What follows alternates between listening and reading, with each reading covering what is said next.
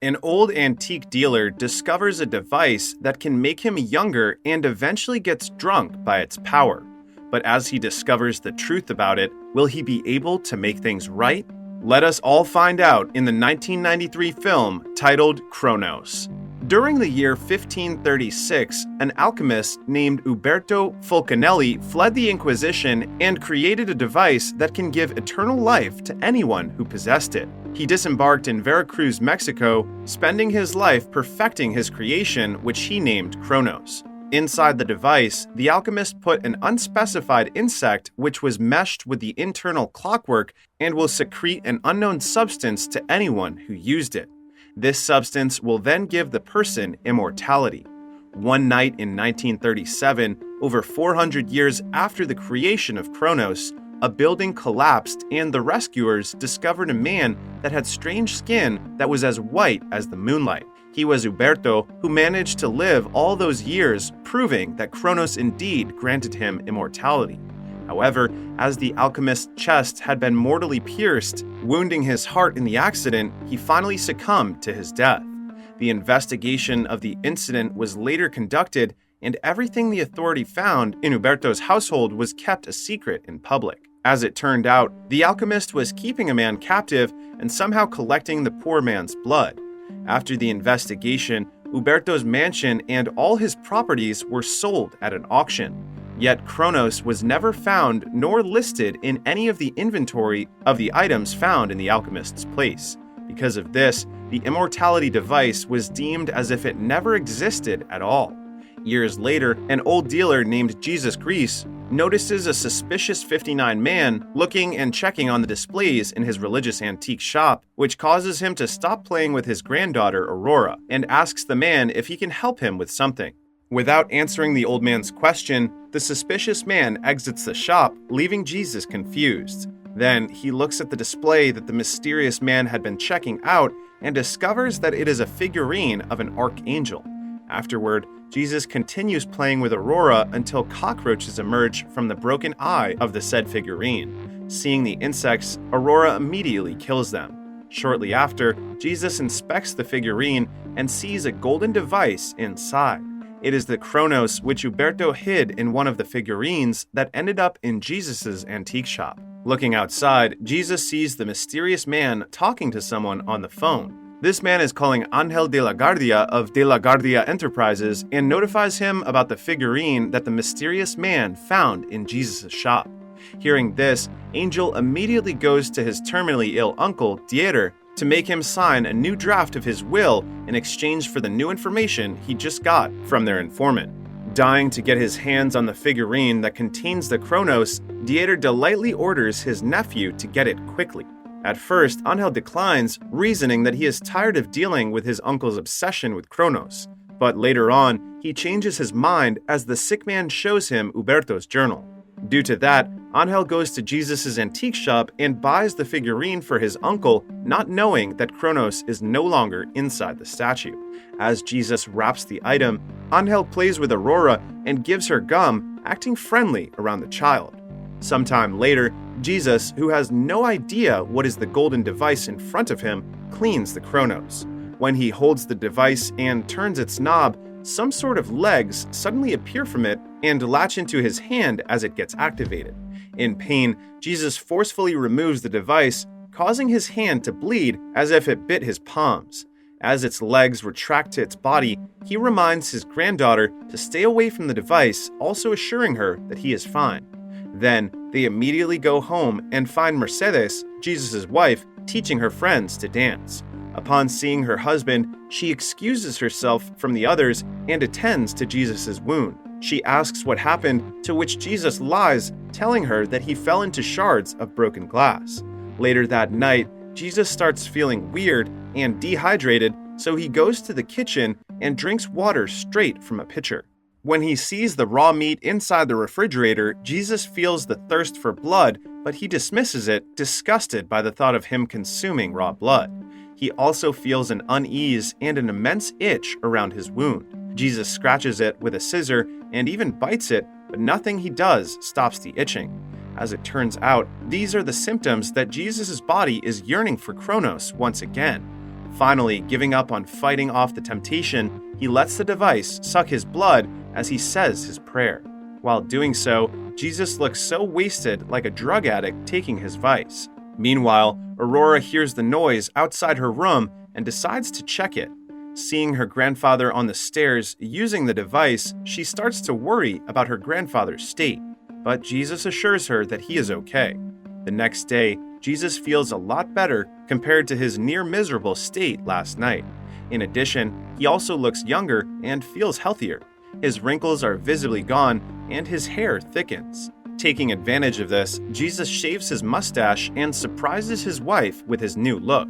Looking around, he doesn't see Aurora at the table, so he asks his wife about their granddaughter, but she also has no idea where Aurora is. Because of that, he goes to his shop alone, only to find it in a mess and has been ransacked. As he sits in frustration, Jesus finds the business card of Angel, which is purposely left at his desk. Seeing this, an idea suddenly pops into his mind as to why the De la Guardias did it to his shop. He immediately goes to their shop carrying a box where Angel joyfully greets him as if he had done nothing wrong to him. Then, Angel takes Jesus to Dieter and the two men talk about Kronos. Dieter, who has a lot of knowledge about the device, warns Jesus about what he is getting himself into. Showing him Huberto's journal, Dieter explains to Jesus that the device he has is called Kronos and that it can give a person immortality. Yet there are certain strict rules that must be followed in order to achieve a never-ending life. In Huberto's writings, Jesus sees the image of an insect which Dieter deems as a living filter. He believes that insects must be God's favorite creatures. For example, mosquitoes can walk on water like Jesus Christ. And there are ants and spiders which can be resurrected back to life even after remaining inside a rock for hundreds of years. Confused, Jesus asks Dieter why he is telling him everything about Kronos. As it turns out, the man is dying. Wanting to live forever, he wants to get his hands on the device to make himself immortal. Suddenly, he grabs the box that Jesus was carrying earlier. When Jesus tries to take the box back, Dieter sees the bandage in his hand, quickly realizing that he already used Kronos, which Jesus reasons that it is only an accident. Pissed, Dieter tells him to get out of their facility. But before he leaves, Jesus looks back at the De la Guardias and cryptically tells Dieter that they will have something to lose. As Jesus leaves their sight, the sick man opens the box but only finds padlocks inside. Realizing that Jesus has made a fool out of him, Dieter mocks him through the PA system of their facility, telling Jesus that only he knows the rules of Kronos and that he will never tell them to him. As Jesus arrives home sweating and panting, he goes to get Kronos to use it again. But to his dismay, it is missing and he immediately realizes that Aurora must have taken it after seeing what happened last night. Going to the rooftop, Jesus looks for it in his granddaughter's chest of toys but finds nothing. Eventually, he sees Aurora hiding behind a blanket. Sitting at their usual tea spot, Jesus plays with his granddaughter and convinces her to give back the device to him. He assures Aurora that nothing bad will ever happen to him as long as they are together. Hearing this, Aurora finally gets out of hiding and hands the stuffed bear to Jesus where she hid Kronos. Later that night, the Grease family head to a New Year's party in their community, but Jesus uses Kronos first before going. As he feels the effect of using the device, he notices that the prick wounds he gets from its legs heal immediately. At the party, he shows increased sexual appetite as he passionately kisses Mercedes during the dance. Even while eating, Jesus does not let go of his wife, clinging to her like they are still teenagers. However, their fun is interrupted when he sees a man having a nosebleed. Feeling the thirst for blood once more, Jesus excuses himself and follows the man to the comfort room. There, he waits until the man is done cleaning himself before attempting to lick the blood dropped on the sink. At the moment, a man comes out of the cubicle, causing Jesus to act as if nothing happened. And to his frustrations, the man cleans off the blood from the sink before he leaves. Lucky for him, there is still a drop of blood on the floor, and he goes straight to lick it. All of a sudden, Angel enters the comfort room and kicks him in the head, making him unconscious. Dragging Jesus out of the party, Angel brings him somewhere else and beats the hell out of him. Angel is tired of dealing with his uncle's treatment of him and his obsession over the Kronos, so he is venting out his frustrations on Jesus. While doing so, Angel asks why his uncle is so obsessed with Kronos, to which Jesus answers him truthfully to the extent of his knowledge about the device. Hearing this, Angel laughs at it, thinking that it's ridiculous. In turn, Jesus pleads with Angel to let him go, but the man continues hitting him. Afterward, Angel puts him inside a car and pushes it off the cliff. Jesus lies down incapacitated, feeling like he is dying there alone. Scared, he prays to God to let him live. Shortly after, in their house, Aurora is woken up by the police's sirens. The next day, Jesus' body is brought to a funeral parlor where he is being attended by Tito. Putting passion into his work, Tito does his best to make Jesus look like he is just sleeping by putting makeup on his wounds. But as his employer tells him that Jesus will be cremated, Tito loses his interest in the body and tells his employer to inform him earlier next time so he will not waste his makeup. Meanwhile, in their shop, Dieter calls on Angel to meet him in his room. There, a smack from the sick man's cane greets Angel for what he has done to Jesus. In return, Angel lies, saying that he did not do anything to him, it's just that his car skidded and went off the cliff. Hearing this, Dieter wants to know if something pierced through Jesus' heart, but Angel is not sure about it. Frustrated, the sick old man talks trash about Angel, calling him useless. Giving his nephew one last chance, Dieter orders Angel to make sure Jesus is dead and take Kronos from him. Following his uncle's order, Angel visits Jesus' wake and jokingly pinches his nose to make sure he is dead. A few days later, Jesus is brought back to the funeral parlor for his cremation. Upon preparing the incinerator, Tito notices that it is not properly burning, so he goes to the basement for a while to fix it. But when he comes back, Tito does not notice that Jesus is no longer in his coffin. Not long after, Angel shows up again and asks to see Jesus' body for the last time.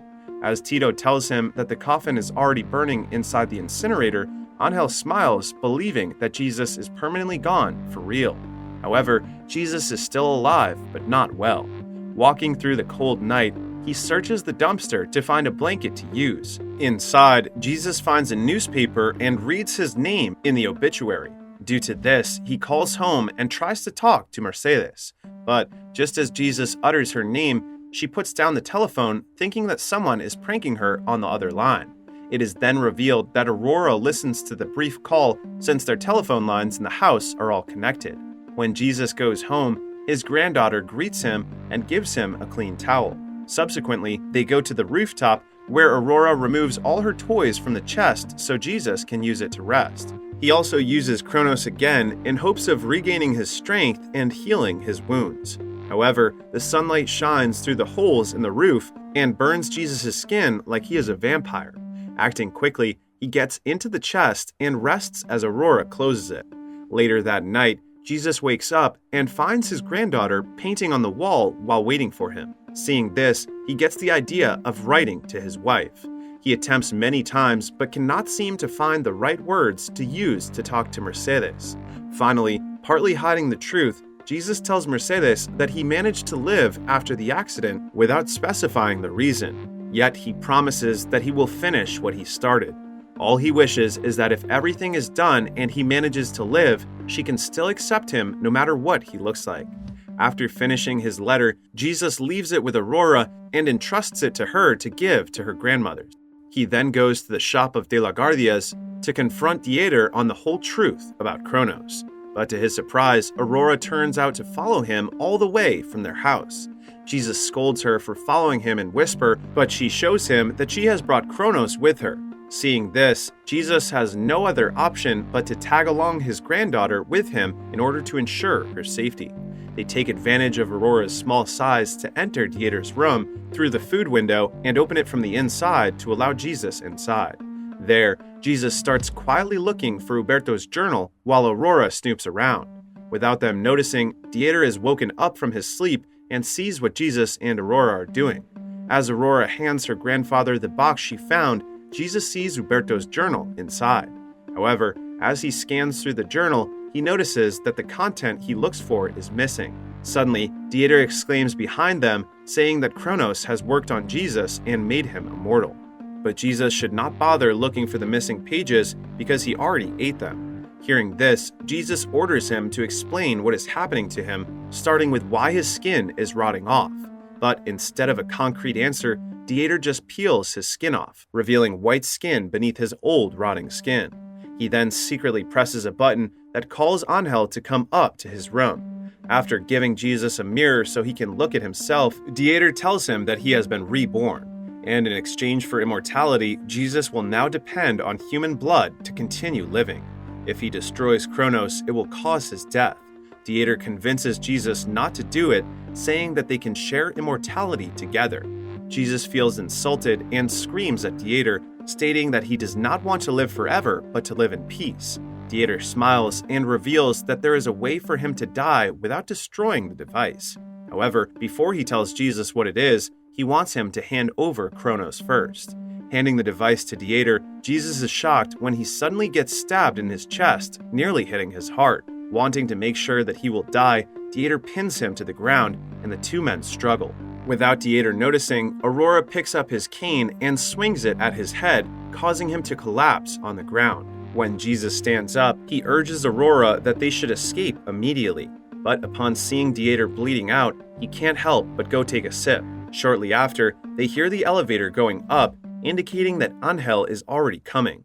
Due to that, the two quickly hide. Unexpectedly, instead of becoming worried upon seeing his uncle bleeding on the ground, Angel rejoices. He ends Dieter's life by breaking his neck, uttering that he has been suffering for a long time because of him. Seeing him distracted, Jesus takes the opportunity to get near Angel and hits him with Dieter's cane. Then, he and Aurora escape to the rooftop, with Angel following them. Cornered, Jesus takes Aurora to the shop's signboard, where there is an emergency stair that leads to the ground. As Angel catches up to them, he faces him to allow Aurora to escape. At this time, Angel starts beating Jesus, taking the upper hand. But Jesus stands up and tells Angel that he will have more to lose than he will in this fight. He then suddenly charges at him, causing both of them to fall down from the rooftop. Seeing this, Aurora moves fast and goes to her grandfather to use Kronos on him. Jesus recovers and wakes up and starts peeling off the skin of his body. However, looking at Aurora, he feels that his thirst for blood is getting stronger. Seeing his granddaughter look at him with fear, Jesus realizes what he has become and destroys the device. Expecting himself to be slowly dying, Jesus utters his name again and again, not wanting to die as a monster. Yet, contrary to what Dieter said earlier, Jesus does not die. Still, he decides to go home. He lies down in bed, waiting for the sun to shine on him. The movie ends with Jesus awaiting his fate without regrets because he has Aurora and Mercedes by his side. The 1993 film Kronos is surprisingly a simple and well-executed movie. Taking a little twist in a classic vampire trope, this movie explores a slightly different route in telling the story. Although not scary, the viewers still manage to get an eerie feeling while watching this film. If you want to watch a common plot shot in an uncommon way, then Kronos is the movie for you.